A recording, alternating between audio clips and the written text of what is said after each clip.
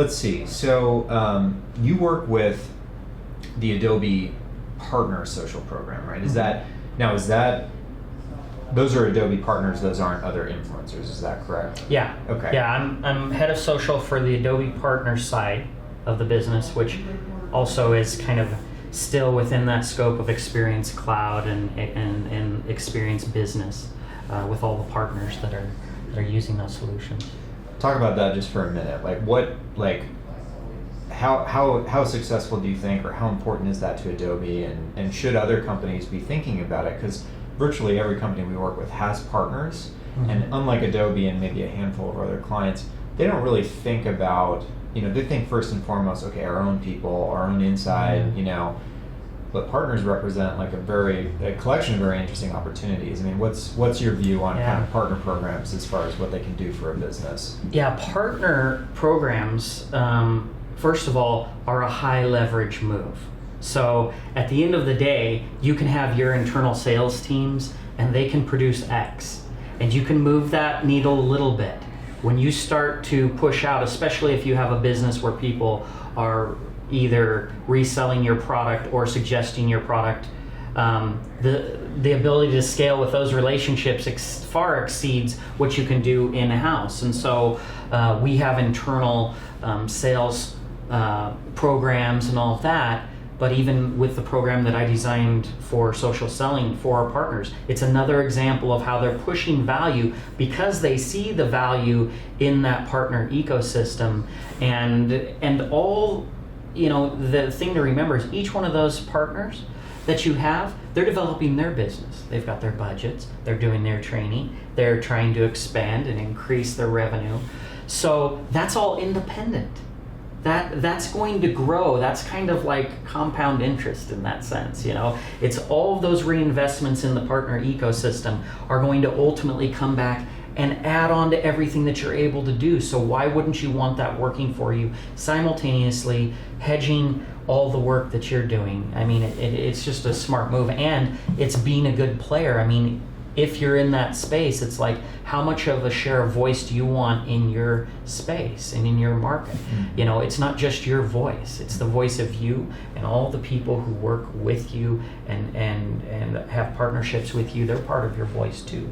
Maybe just describe for a minute, how does social fit in the activities that, what specifically maybe are you guys doing with partners that you think is really working, or, Well, not to throw out my own program to the front of the line, but yeah, I think even the social selling pilot, I mean, we're doing a lot of different things with them. There's a lot of trainings and webinars and just, there's all kinds of access to training development that Adobe provides, of course, for its partners. But on top of this, some people wouldn't think, okay, social selling, like how is that going to work? Because they've got their own internal sales processes and all that. But we're really helping them, and I'm coming at it from one of the reasons they brought me in is I am a very high-level social media strategist, and so bringing me in not only for their product, but then spilling that value over to their partners.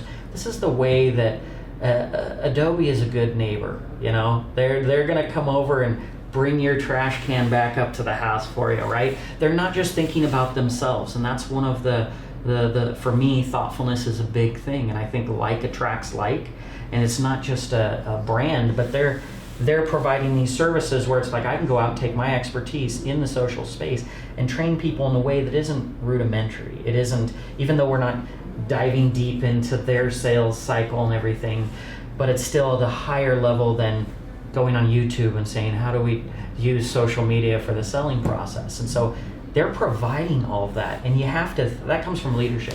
You have to think ahead. You have to think, what are the assets that we have? How can they provide additional value outside of our products to our partners? Like that's just leadership. It's the difference. It makes a difference for sure. Cool.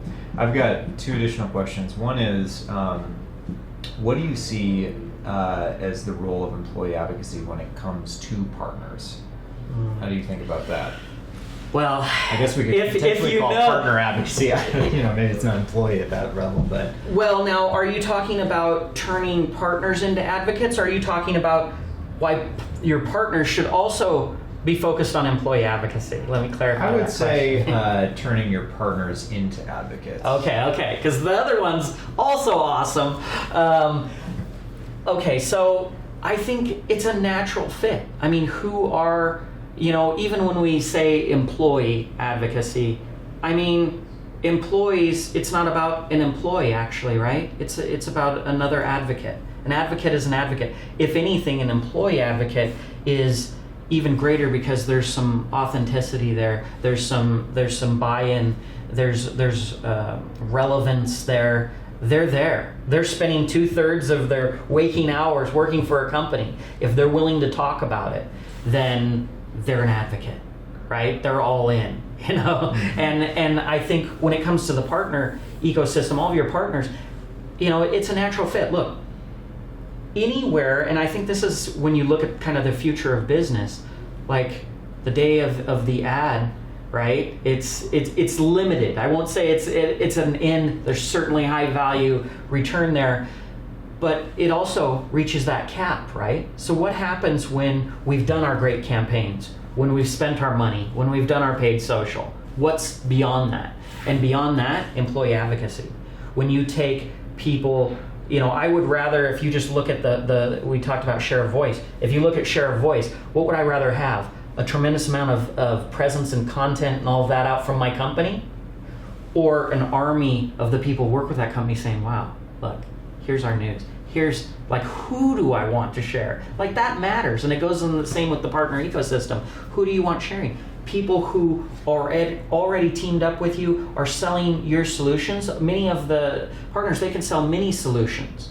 So if they're sharing about Adobe, it means that they have an affinity there and that they appreciate. And again, it goes back to relationship, because Adobe isn't just saying, here's our products, feel free to share and sell them if you want. They're saying, how can we push value into your sales cycle, into your system, into your brand? They're constantly being a good neighbor and thinking about how they can push value out besides their product.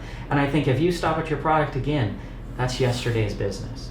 If you stop at your ads, that's yesterday. If you have your social platform and that's the only thing that's talking about your brand, or your newsletter that goes out, that's yesterday's business. Tomorrow's business is activating, enabling, supporting, and delivering value first to all of your potential advocates, your employees, your partners, everybody who might be involved that wants to get value. I mean, that's the bigger picture. And so I think you guys are positioned with Everyone Social. I think you're positioned to see something that so many brands are going to miss. They're going to miss this value piece, like they missed social, like they missed paid, like they missed, employee advocacy, partner ecosystem advocacy, all of that. There's some people who are going to wait until everybody's doing it, and then it's like, what's the return then? Then you still got to do it. It's just that your eyes won't be on the next important thing. And so I think that's a big